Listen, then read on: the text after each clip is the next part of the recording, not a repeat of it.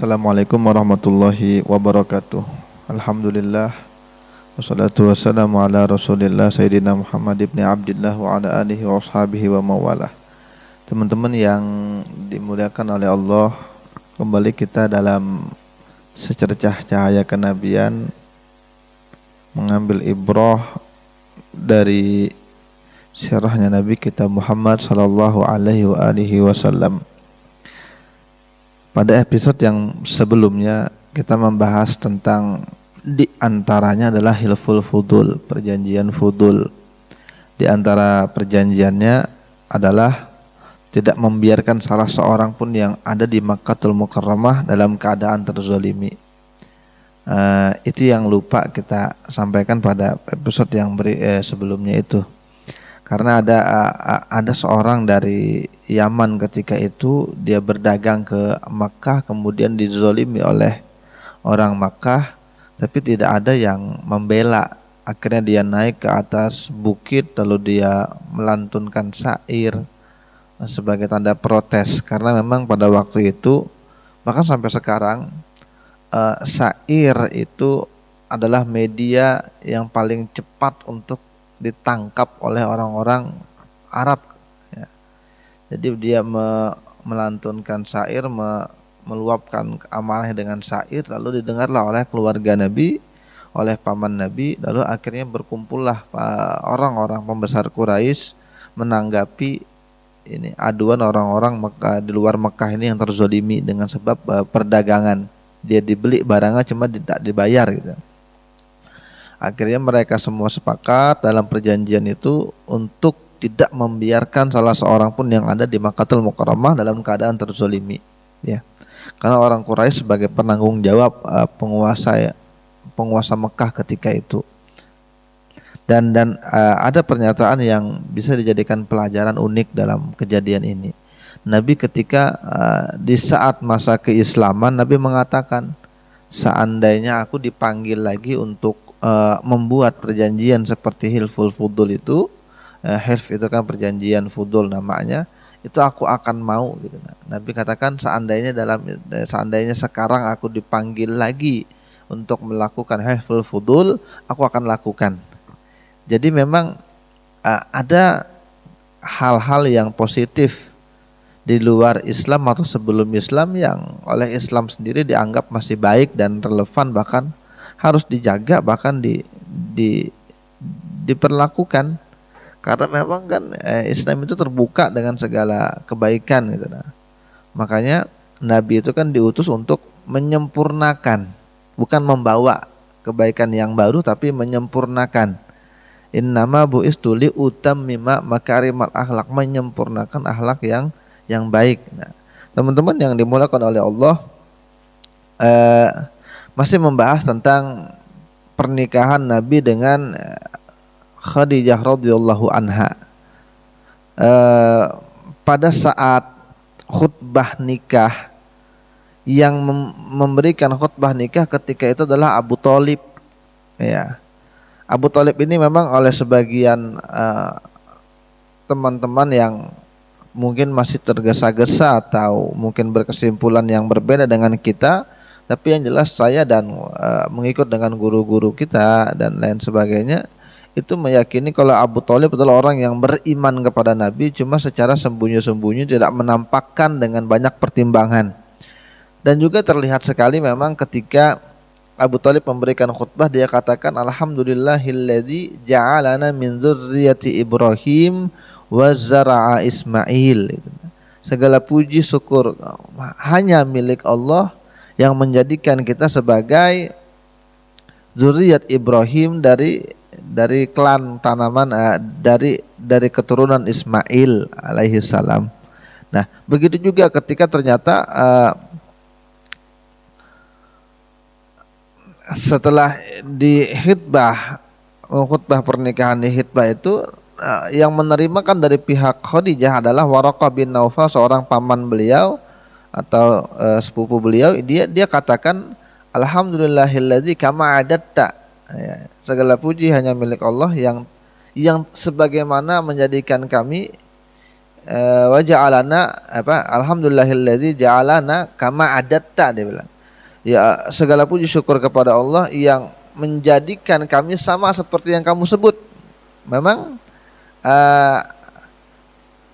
pegangan luhur ajaran Nabi Ibrahim itu kan masih terlihat sekali di Mekah ketika itu, maka wajar kan kalau keluarga Nabi sendiri sangat kuat memegang itu, karena pada umumnya saja orang-orang Mekah itu masih memegang ajaran Nabi Ibrahim alaihi salam, cuma udah terkontaminasi dengan ajaran-ajaran paganisme, penyembahan berhala, tapi masih ada ininya terlihat dalam beberapa sejarah itu terlihat. Nanti akan kita cerita tentang bagaimana renovasi Ka'bah itu terlihat sekali, bagaimana prinsip-prinsip kenabian Ibrahim masih terlihat jelas secara umum, apalagi ini dengan keluarga yang terbaik dari kalangan terhormat dan memiliki keunggulan di beberapa dengan keunggulan suku-suku yang lain, lebih unggul Quraisy gitu. Nah, teman-teman yang dimuliakan oleh Allah,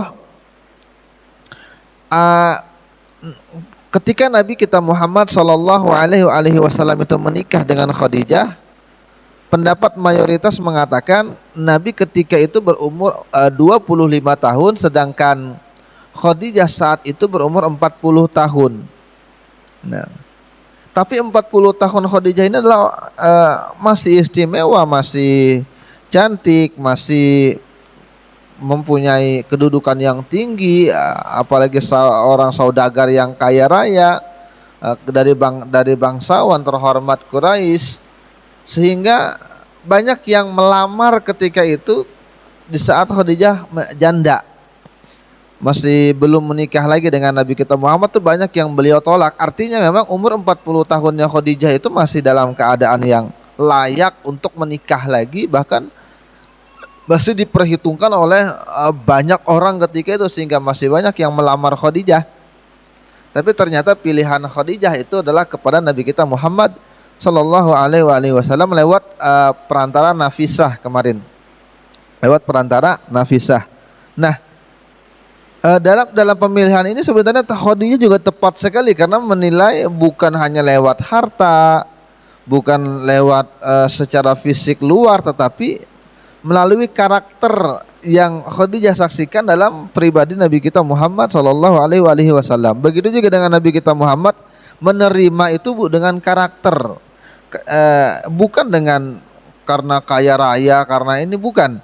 Karena teman-teman begini, ada sementara orang yang picik, orang yang melihat itu dengan bukan pandangan hormat, bukan dengan kejujuran. Mereka mengatakan Nabi Muhammad itu menghendaki Khadijah karena kaya raya dia, dengan hartanya yang banyak, seorang saudagar yang usaha ekspor impor gitu. Jadi itu yang mereka katakan terhadap Nabi kita Muhammad sallallahu alaihi wasallam. Dia katakan Nabi Muhammad kan takut diceraikan oleh Khadijah karena Khadijah kaya kan, gini-gini dan lain sebagainya. Nah teman-teman yang dimuliakan oleh Allah, sebagai seorang muslim harusnya kita tersinggung dengan pernyataan itu kan. Ada seorang orientalis dari Scotland, dia yang mengatakan seperti itu. Bahkan ini terkenal sekali di beberapa kajian-kajian orientalis yang menuduh Nabi sebagai orang yang hanya materialistik di dalam menikah dengan Khadijah. Nah ini tertolak. Pendapat itu kita sebagai orang Islam harus menjawab, harus menepis dengan memang bukan dengan fanatisme yang tanpa dasar ya, tapi kita mempunyai dasar dari ucapan Nabi itu sendiri dan dari sikap Nabi itu sendiri. Nabi pernah mengatakan ketika ditanya tentang sosok Khadijah, Nabi katakan, ini qad ruziktu hubbaha, aku telah diberikan rezeki oleh Allah untuk mencintai dia. Jadi Nabi sendiri mengatakan aku cinta dengan Khadijah gitu. Bahkan dalam riwayat yang lain, begitu cintanya Nabi dengan Khadijah, Nabi katakan aku juga cinta kepada orang yang mencintai Khadijah. Coba, dan itu terjadi memang. Nabi selalu memberikan hadiah kepada orang-orang terdekat Khadijah. Padahal waktu itu Nabi sudah di Madinatul Munawwarah, sudah hijrah, sudah beberapa tahun setelah Khadijah meninggal.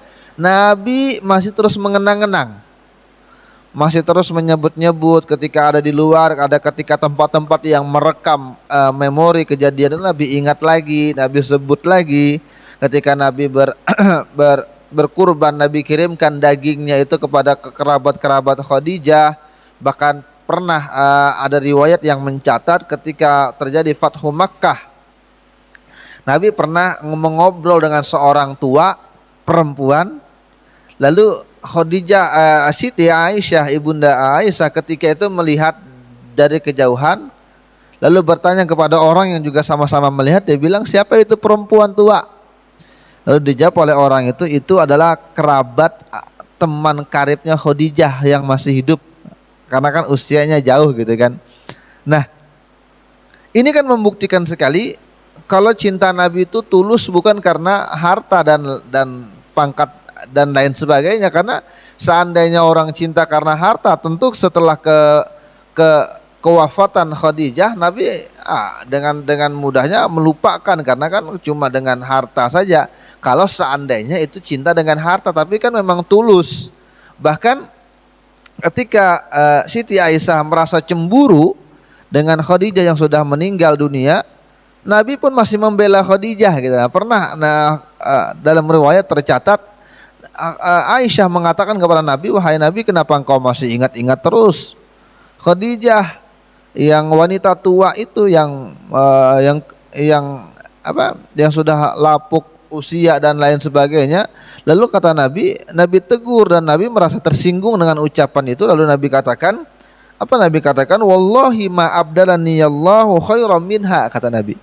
Ya demi Allah, tidaklah Allah menggantikan aku dari sosok Khadijah itu yang lebih baik dari dia. Artinya itu sosok Khadijah bagiku tidak tergantikan, kata Nabi. Amanat bihina kafaran nas, itu Khadijah, kata Nabi, beriman kepadaku di saat manusia itu mendustakan aku. Lalu Nabi katakan juga, saddaqatni hina kadzabaniyan nas, dan Khadijah itu kata Nabi membenarkan aku ketika orang-orang mendustakan aku.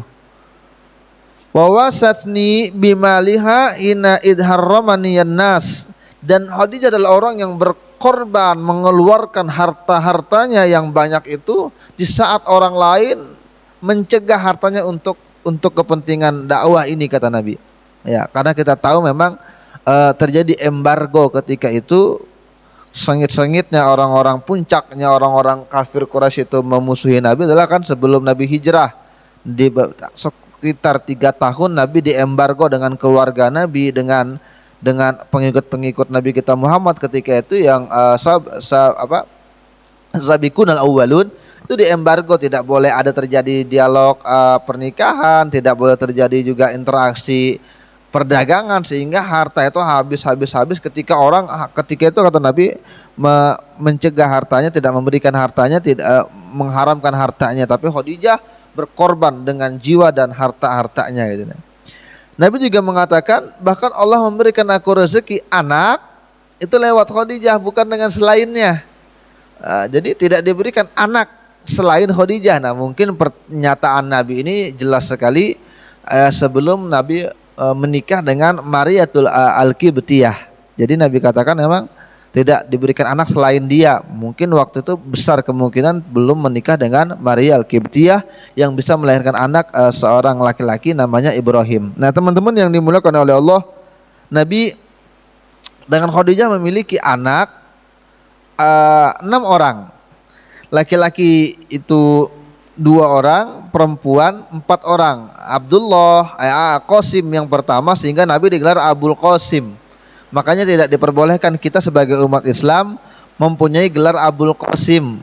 Muhammad, namanya Muhammad, punya gelar Abul Qasim itu ada yang mengatakan dilarang dalam agama, dalam syariat kita.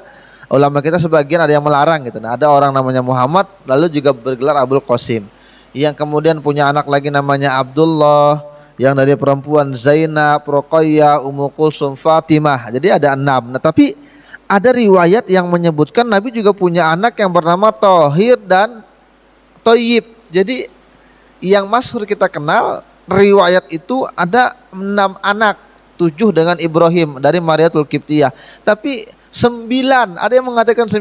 Nah, nama yang kedua adalah Thayyib dan Thohir yang selain yang 7 itu. Tapi riwayat itu tidak populer dan bukan pendapat mayoritas ulama kita. Nah, teman-teman yang dimuliakan oleh Allah Ta'ala,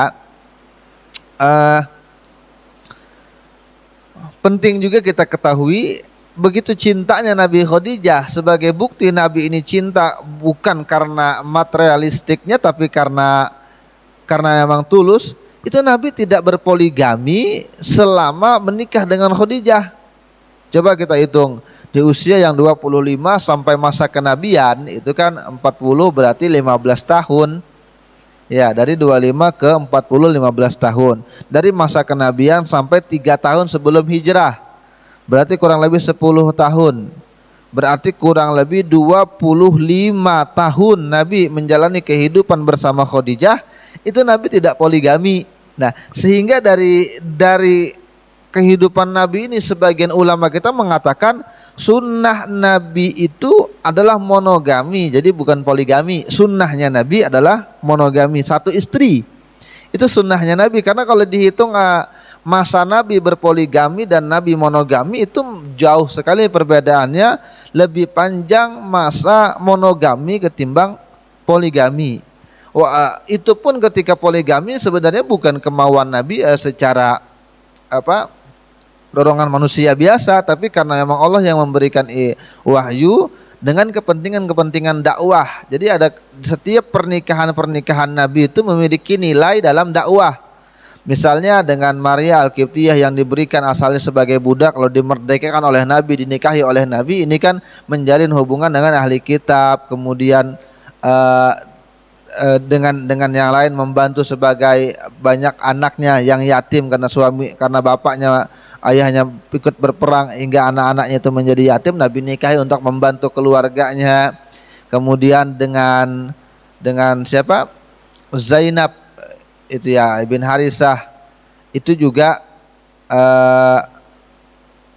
karena untuk mengatakan kalau anak kandung itu tidak kalau anak angkat itu tidak sama dengan anak kandung, sehingga Nabi pernah menikahi mantan istrinya anak angkat beliau, Zaid bin Harisah. Jadi beliau punya anak angkat namanya Zaid bin Harisah, punya istri, kemudian setelah cerai Nabi nikahin itu Zainab. Itu orang-orang di ketika itu mencela sekali, banyak yang protes kenapa Muhammad mengawini mantan istri anak angkat dia. Nah, itu sebenarnya Allah Ta'ala menginginkan dalam syariat Islam tidak ada yang namanya anak angkat itu sama dengan anak kandung, sehingga boleh dinikahin. Karena dulu menjadi anak angkat itu sama haknya seperti anak kandung, dapat warisan dan lain sebagainya. Nah, itu juga kepentingan syariat untuk membuat peraturan syariat dan lain sebagainya. Ada yang strategi perang, ada yang dan lain sebagainya. Jadi setiap pernikahan Nabi kalau kita bongkar itu memiliki rahasia tersendiri dalam agama kita. Jadi ada satu buku yang bagus sekali teman-teman untuk baca. Kenapa alasan dibalik pernikahan Nabi lebih dari 4 orang itu, dengan Zainab, dengan Saudah, yang pertama kan dengan Khadijah, kedua dengan Saudah, baru Aisyah dan lain sebagainya. Itu memiliki rahasia tersendiri. Dalam bahasa Indonesia ada buku yang baik teman-teman miliki untuk menguak sisi pernikahan Nabi dengan beberapa istri beliau. Ini buku yang bisa dibaca, misalnya ini Muhammad Sallallahu Alaihi Wasallam, The Super Husband, ya, kisah cinta terindah sepanjang masa. Ini teman-teman bisa lihat covernya. Ini bukan endorse teman-teman, tapi memang kepentingan untuk kajian baik sekali dibaca gitu. Penulisnya Dr. Muhammad Makhyaruddin, seorang dosen ahli sejarah, pernah menjuarai perlombaan MTQ internasional di bidang tafsir. Ya, ini bisa teman-teman miliki bagus sekali. Nah, teman-teman yang dimuliakan oleh Allah Ta'ala, jadi berkesimpulan ulama kita dari perjalanan sirah Nabi ini yang awalnya monogami menjadi poligami, dihitung lebih lama monogami, sehingga disimpulkan yang sunnah itu adalah monogami bukan poligami, tetapi dalam Islam diperbolehkan untuk poligami dengan diberikan batasan sampai 4 orang perempuan. Nah, sebagian perempuan yang terlalu mengedepankan emosi akan mengatakan, oh kok Islam membolehkan 4 orang sih. Itu sebenarnya batasan yang dulu justru tidak terbatas. Jadi ada seorang sahabat, saya lupa namanya, masuk Islam dengan mempunyai 10 orang istri. Lalu Nabi katakan melalui wahyu, turun wahyu yang mengatakan 4 orang itu saja. Lalu disuruh pilih 4 orang, ditinggalkanlah 6 orang, dicerai. Nah, ini kan pembatasan sebenarnya, bukan Islam itu tidak membela perempuan. Justru Islam itu sangat membela perempuan, agama ramah perempuan, sehingga dibatasi 4 orang, jangan banyak. 4 orang itu kalau kita hitung angka hari ini perbandingan laki-laki dan perempuan itu sangat wajar sekali. Nah, teman-teman yang dimuliakan oleh Allah Ta'ala, kemudian yang bisa kita bahas lagi misalnya ini tentang image Nabi di masyarakat sebelum kenabian. Misalnya di usia Nabi ke 35 tahun itu pernah dulu Makkahul Mukarramah itu dihantam oleh banjir besar, sehingga tembok-tembok Ka'bah yang sudah mulai dimakan usia begitu lama akhirnya rusak parah ketika itu. Lalu orang-orang Mekah ketika itu bersepakat untuk merenovasi kembali Ka'bah yang sudah mulai rapuh karena terjangan banjir, dan mulai banyak rusak karena terjangan banjir. Tetapi tidak ada yang berani ketika itu untuk memulai. Kenapa? Karena begitu sakralnya itu Ka'bah sehingga tidak ada yang berani untuk merenovasi, meroboh atau mengulang itu pembangunan. Tidak ada yang berani. Ternyata ada seorang yang bernama Ibnul Walid Al-Mughirah, Ibnul Walid ibn Mughirah Al-Makhzumi, itu yang pertama kali seorang tokoh yang berani pertama kali ini merenovasi Ka'bah dengan sendirian pertamanya. Lalu itu ditunggu-tunggu oleh orang Quraisy, apakah terjadi bencana dia menghancurkan Ka'bah, tapi bukan tujuan menghancurkan, tapi tujuan untuk membangun kembali, memperbaiki, cuma dengan cara itu meroboh Ka'bah. Mereka takut kualat, bahasa kita takut kualat.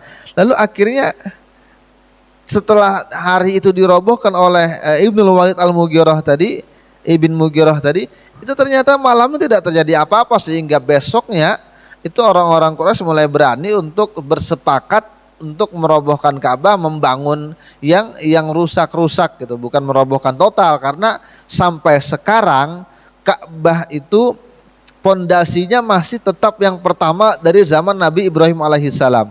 Itulah Allah Ta'ala tidak menyia-nyiakan amal seorang hambanya dalam hal kebaikan sampai hari ini tidak hancur pondasinya. Walaupun bangunannya tidak lagi dengan bangunan yang Nabi Ibrahim dulu, walaupun mungkin bisa saja masih bahan-bahannya itu masih dari Nabi Ibrahim, masih ada di bahan, cuma pondasinya tidak pernah bergeser, tidak pernah berubah, tidak pernah direnovasi sekitar 1 meter lebih. Itu pondasi masih tetap sama, original dari masa Nabi Ibrahim alaihissalam. Nah teman-teman yang dimuliakan oleh Allah, di usia 35 ini Nabi mempersatukan bangsa karena peran beliau dalam keributan. Karena ketika itu memang orang-orang Quraisy sepakat untuk merenovasi Ka'bah, tapi dengan syarat. Nah ini terlihat begitu jelasnya sekali syariat Nabi Ibrahim itu masih mengakar dalam tradisi mereka, dalam kehidupan mereka. Mereka memberikan syarat Ka'bah itu tidak boleh dibangun dengan uang-uang haram, misalnya dengan uang zolim, menzalimi orang lain, dengan uang hasil perzinahan, dengan uang hasil riba. Itu mereka jaga sekali dan mereka bersepakat. Artinya mereka memang masih sadar kalau perbuatan yang mereka lakukan itu adalah di luar batas syariat Nabi Ibrahim alaihissalam. Seperti larangan berzina, itu kan sama ya, secara universal memang tidak ada agama samawi yang menghalalkan perzinahan. Kemudian riba ini juga dilarang dari bahkan Yahudi Nasrani juga melarang perbuatan riba. Tapi mereka ketika membangun Ka'bah mereka sadar itu dan mereka mengatakan jangan sampai ada bahan baku bangunan dari Ka'bah ini yang dihasilkan melalui perzinahan, perampasan hak orang lain, riba dan lain sebagainya. Nah, ada sejarah yang mencatat ketika itu ada kapal dagang dari Romawi yang ketika itu rusak di Jeddah, lalu terhampar di Jeddah, kemudian rusak dan ini, lalu akhirnya orang-orang Mekah ini mengirim utusan ke Jeddah untuk mengatakan membeli ini kapal yang sudah rusak ini, bahan-bahannya yang masih bisa dipakai dibeli, bahan-bahan bekas kapal yang bagus itu, karena kapal kan kapal internasional kan ketika itu dari Romawi ke Saudi Arabia, ke Jazirah Arabia. Ketika itu Saudi kan belum ada, tapi Jazirah Arab. Akhirnya mereka beli bahan-bahan itu sebagian, lalu mereka kumpulkan. Tapi ternyata ketika peletakan batu Hajar Aswad itu, akhirnya orang berselisih pendapat sampai 4 hari bahkan lebih, dikatakan mereka silang pendapat, bahkan hampir berperang gara-gara Hajar Aswad itu siapa orang yang paling berhak meletakkan itu ke Ka'bah, yang ketika itu ada di pojok Ka'bah, karena merasa ini adalah kehormatan begitu mulia sehingga kepala suku ketika itu, karena kan fanatisme kesukuannya ketika itu bahkan sampai sekarang kan masih terasa itu kalau di Yaman ya, tapi kalau di Saudi mungkin udah berkurang fanatisme kesukuan itu, kabilah-kabilah itu. Akhirnya mereka berselisih pendapat dan ada orang yang sepuh ketika itu mengatakan begini saja, dia beri saran bagaimana yang menentukan menaruh ini adalah orang yang pertama kali masuk di pintu Masjidil Haram. Ketika mereka tunggu-tunggu dan Allah mentakdirkan memang orang yang pertama kali masuk setelah kejadian itu disepakatin adalah Nabi Yuna Muhammad sallallahu alaihi wasallam. Akhirnya orang-orang pun bersepakat ini dia yang akan meletakkan Hajar Aswad nih, karena dia adalah seorang yang al-amin.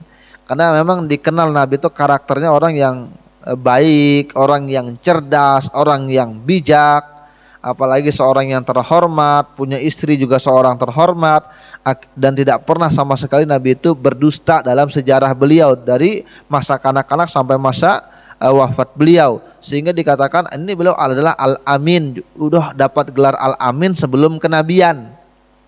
Ya, makanya penting sekali juga memang seorang pendakwah yang mengemban risalah kenabian, pewaris para nabi, itu membangun brand terlebih dahulu sebelum dia tampil di masyarakat.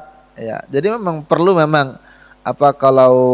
kalau orang-orang sekarang bilang tuh kurikulum vitae ya, CV dia sekolah di mana, gurunya siapa, di bidang apa dia ahli, itu memang harus dibangun dulu untuk kepercayaan masyarakat sehingga dakwah itu akan mudah diterima, sebagaimana Nabi kita Muhammad diprogram oleh Allah Ta'ala, disetting oleh Allah Ta'ala, udah mendapat julukan Al-Amin, dari keluarga terhormat, punya reputasi yang baik, sehingga ketika risalah itu diterima oleh Nabi disampaikan, maka orang-orang menerima, sekalipun banyak juga yang menolak ketika di awal-awal. Nah, teman-teman yang dimuliakan oleh Allah, Nabi dengan begitu bijaknya, dengan begitu cerdasnya, lalu Nabi dengan tidak keegoisan, Nabi katakan ambil selendang, lalu Nabi yang letakkan batunya di atas selendang itu, dan masing-masing dari kepala suku tadi memegang sudut-sudut selendang itu, sehingga semua merasa terhormat, semua merasa dihargai oleh keputusan Nabi.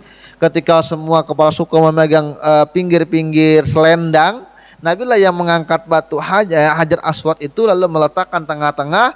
Setelah sampai di bibir Ka'bah itu, lalu Nabi yang meletakkan. Semua orang ketika itu merasa puas dengan keputusan Nabi.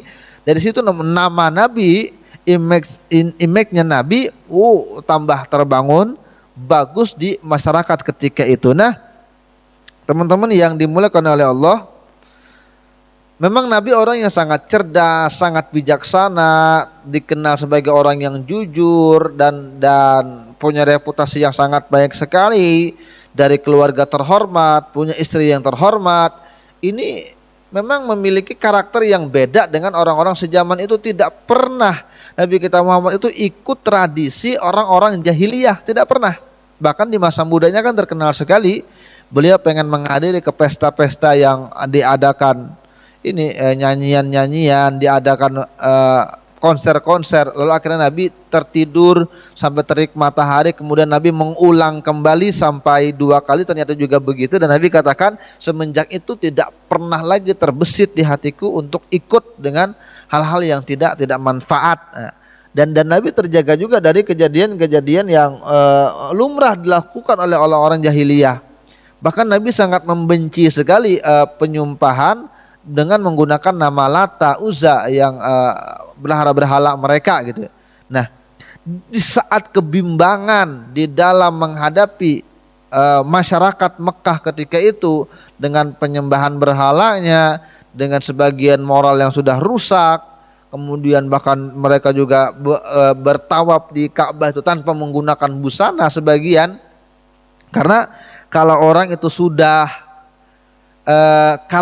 itu memakai pakaian lalu terkena najis, maka itu tidak boleh dibersihkan, harus dipotong. Karena gitu kan syariat sebelum Islam. Jadi mereka harus menggunakan baju yang bersih dari najis ketika tawaf itu. Kalau mereka tidak punya, mereka berpandangan lebih baik tidak pakai baju ketimbang pakai baju yang najis gitu. Jadi banyak juga orang yang bertawaf tidak berbaju, sehingga melihat umatnya ketika itu, melihat kondisi masyarakat ketika itu, Nabi bingung. Bagaimana cara Nabi tahu ini keadaan sudah rusak, ini keadaan sudah di luar batas syariat Nabi Ibrahim dan lain sebagainya, tapi untuk memulai itu Nabi bingung bagaimana caranya. Dari situ memang Allah mengilhamkan keinginan Nabi untuk bertahanus, untuk menyendiri, memang sering menyendiri, bertafakur.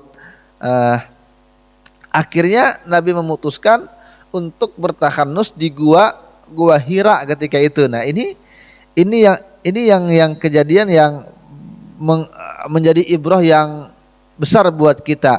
Memang dalam fase kehidupan kita ada saatnya kita dihadapkan dengan beban-beban yang berat, dihadapkan dengan situasi yang pemikiran kita ketika itu udah buntu, tidak bisa berpikir dengan leluasa lagi, maka memang perlu untuk jeda, untuk untuk stop, jeda sebentar untuk memikirkan kembali, mencari ketenangan, bertafakur, menyehatkan, menyegarkan kembali pikiran. Itu penting di saat terlalu banyak kesibukan, maka perlu waktu istirahat untuk memikirkan hal yang lebih baik lagi, karena akan lebih berpotensi baik lagi ketika orang itu istirahat sejenak. Dan itulah yang dilakukan oleh Nabi ketika sudah kehabisan bagaimana cara mengubah masyarakat yang semakin terpuruk itu. Lalu akhirnya Nabi itu jeda sebentar dalam bahkan Nabi pergi ke Gua Hira selama 1 bulan dalam setiap tahun, mengatakan begitu.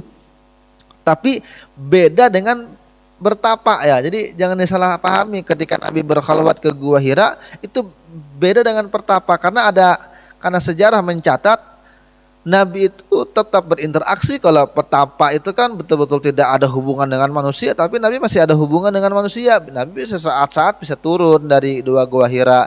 Nabi masih memberikan makan orang-orang yang kelaparan. Nabi masih memberikan pertolongan buat orang-orang yang memang memerlukan beliau. Jadi hubungan dengan manusia tidak putus, tapi tidak intens seperti yang sebelumnya, yang setiap hari mungkin dengan masyarakat dan lain sebagainya. Walaupun Nabi tidak berkumpul kecuali ada hal manfaat, tapi ketika masa-masa itu Nabi memang lebih banyak menyendiri di Gua Hira. Nah, ketika itulah waktu pertama itu turun. Nah, teman-teman yang dimuliakan oleh Allah, kita akan bahas lagi di episode berikutnya tentang bagaimana wahyu keadaan Nabi Muhammad ketika wahyu pertama kali turun, yang ketika itu Nabi sama sekali di luar kesadaran Nabi, maksudnya untuk menghadapi itu Nabi tidak pernah punya pengalaman, sehingga itu menjadi membuat Nabi sedikit ketakutan, Nabi gelisah. Lalu akhirnya Nabi pulang ke rumah dengan keadaan yang menggigil, lalu mengatakan kepada Khadijah, selimuti aku. Dan yang akan kita bahas dalam episode berikutnya, apa sih makna Iqra? Karena makna Iqra ini kan bacalah. Loh apa yang mau dibaca? Kalau Nabi kan dikatakan seorang yang ummi. Bahkan kalau yang dikatakan baca Al-Quran, Al-Quran kan satu ayat pun belum turun secara sempurna, tapi perintahnya udah adalah baca. Nah ini perlu kita akan kupas di episode yang berikutnya. Semoga Allah memberikan kesempatan yang banyak buat kita, mempunyai himmah yang kuat buat mengkaji sirah Nabi agar menjadikan pelajaran dalam kehidupan kita. Nah teman-teman yang dimuliakan oleh Allah, mungkin ini dari episode yang keempat ya. Wabillahi taufiq wal hidayah. Wassalamualaikum warahmatullahi wabarakatuh.